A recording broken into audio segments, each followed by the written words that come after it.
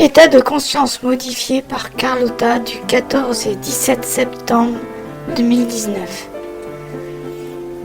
Cela est en rapport avec 2 rêves que j'ai faits concernant Serge Gainsbourg. Voici ces rêves. Premier rêve, des chansons de Serge Gainsbourg tournent dans ma tête. À un moment, j'entends une chanson que je ne connais pas, qui n'a pas été éditée. Je l'entends très bien et j'aime bien cette chanson. C'est bien la voix de Serge et ses mots à lui qui sont dans cette chanson. Ensuite, dans le rêve, ou après le rêve, je ne me souviens plus, je lui dis que ça ne sert à rien de m'envoyer des chansons car je ne m'en rappellerai plus à mon réveil, ce qui fut d'ailleurs le cas. Deuxième rêve, Serge Gainsbourg donne un concert dans un endroit à Paris. Je ne sais plus où exactement, on est en 1959. Le décor et les gens sont bien comme en 1959, il n'y a pas d'incohérence dans le rêve. Je demande donc à Carlotta si nos guides, mon âme ou Serge Gainsbourg lui-même peuvent nous éclairer par rapport à ces rêves et leur signification. Si c'est mon guide qui répond, je veux qu'il se matérialise tel qu'on le connaît. Si c'est mon âme, eh bien Carlotta me verra en vision. Mais avant que je finisse ma phrase, Carlotta voit des pieds dans des chaussures en cuir à lacets type années 50. Puis elle voit le visage de Serge Gainsbourg jeune, le Serge des années 50.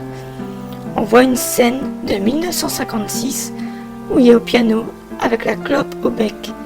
Il dit qu'il se matérialise comme il était dans les années 50, car c'est cette époque qu'il préfère de sa dernière vie. Il dit que c'était une époque d'insouciance. Il jouait aux cartes, poker ou blackjack ou autre. Carlotta ne voit pas à quoi il joue exactement. Il jouait aux cartes en comité restreint.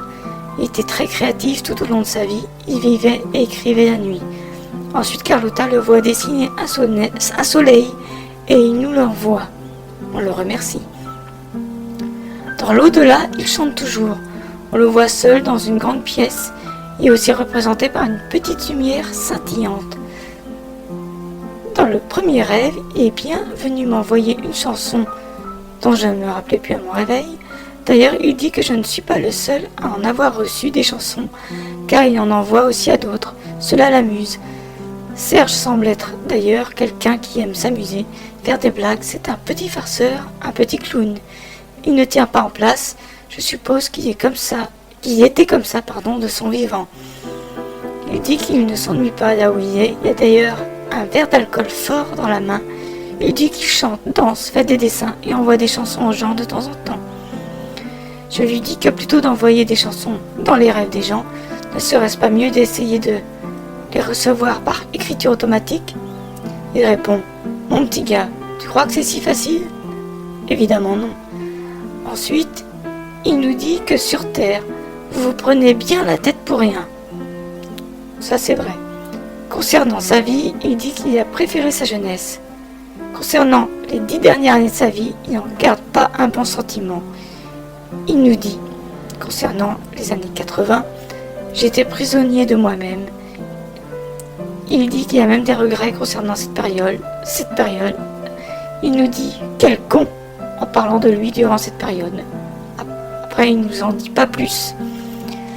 Concernant le deuxième rêve, le rêve du concert de 1959, on lui pose la question, savoir si j'ai capté son passé terrestre en 59 ou si c'est un concert dans l'astral qu'il aurait donné, auquel j'aurais assisté.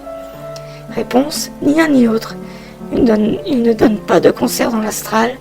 C'est lui qui a planté le décor dans mon rêve du 18 juillet 2017. Je lui demande pourquoi moi, alors qu'il ne me connaît pas. Carlotta a pour réponse une vision d'un fruit du pissenlit dont les particules s'envolent.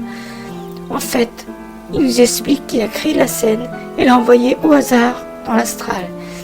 Et elle peut être captée par n'importe qui. Il crée des scènes qu'il aime bien et les envoie au hasard dans l'astral. Cette scène de 1959 en est une. Aussi, il envoie des chansons parce qu'il dit que les créations musicales d'aujourd'hui sont pourries. Voilà, c'est tout. Je partage cette expérience telle que j'ai vécue. Cela n'a pas d'importance pour moi, que vous y croyez ou non. C'est tout pour aujourd'hui. À bientôt pour une nouvelle séance d'hypnose ou de médiumnité retranscrite.